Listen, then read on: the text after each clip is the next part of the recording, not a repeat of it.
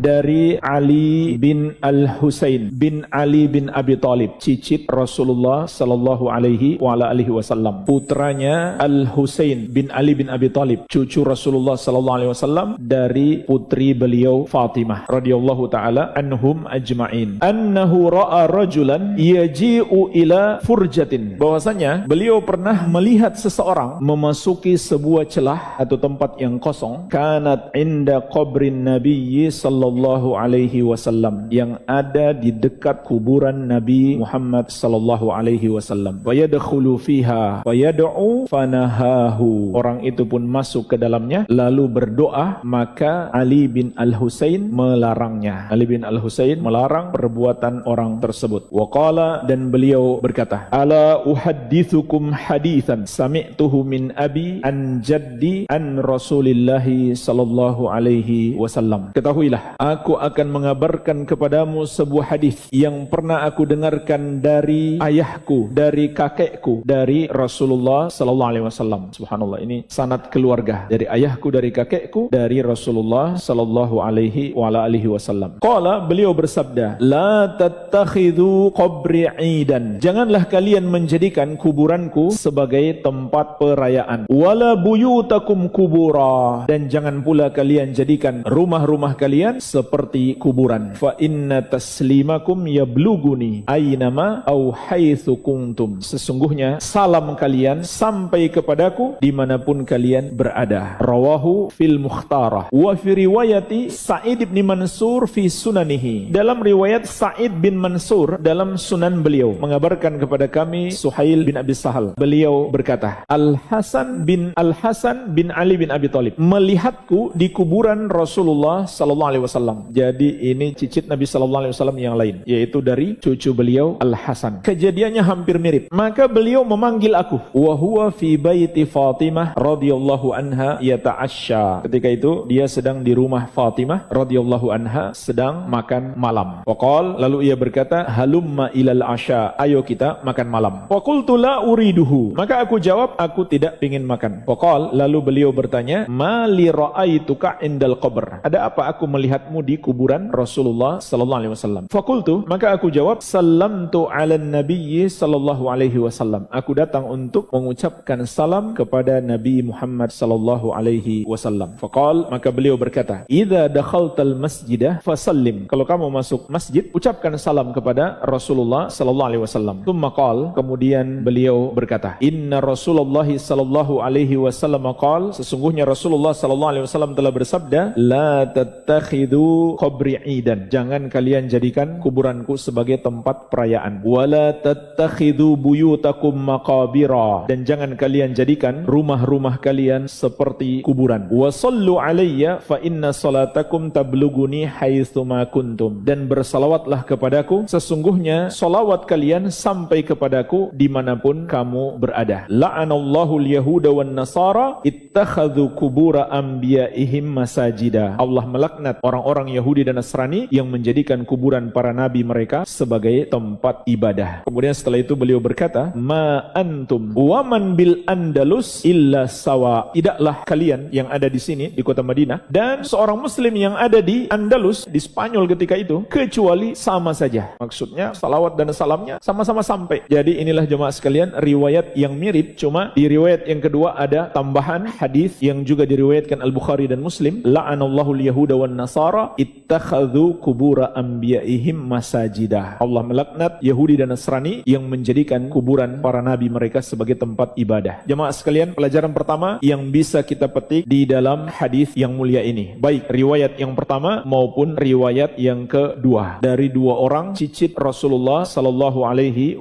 wasallam, larangan menjadikan kuburan sebagai tempat ibadah demi memelihara tauhid, demi menjaga kemurnian tauhid. Dan ini berlaku umum untuk semua kuburan, apakah kuburan Rasulullah sallallahu alaihi wasallam ataukah kuburan orang lain, sama saja, tidak boleh menjadikan kuburan sebagai tempat ibadah. Rasulullah sallallahu alaihi wasallam telah melaknat orang yang melakukannya. Kalaupun tidak ada larangan seperti itu, maka ada juga larangan yang bersifat umum, yaitu larangan berbuat bid'ah, karena tidak ada dalil yang menunjukkan kuburan orang soleh, kuburan seorang nabi itu lebih afdal untuk beribadah padanya. Tidak ada. Jadi kalau kita yakini kuburan Nabi sallallahu alaihi wasallam wasallam atau kuburan para wali, jika kita beribadah di situ atau berdoa di situ lebih afdal dan doa lebih mustajab, maka itu keyakinan yang tidak berdasarkan dalil. Juga dalil bersifat umum adalah larangan mendekati syirik, karena itu termasuk mendekati syirik, dan syariat melarang kita mendekati syirik. Dan juga larangan tasyabbuh, penyerupaan kepada orang-orang kafir, orang-orang Yahudi dan Nasrani yang menjadikan kuburan para nabi mereka sebagai tempat ibadah. Al-Amwah menemani ibadahmu juga hijrahmu.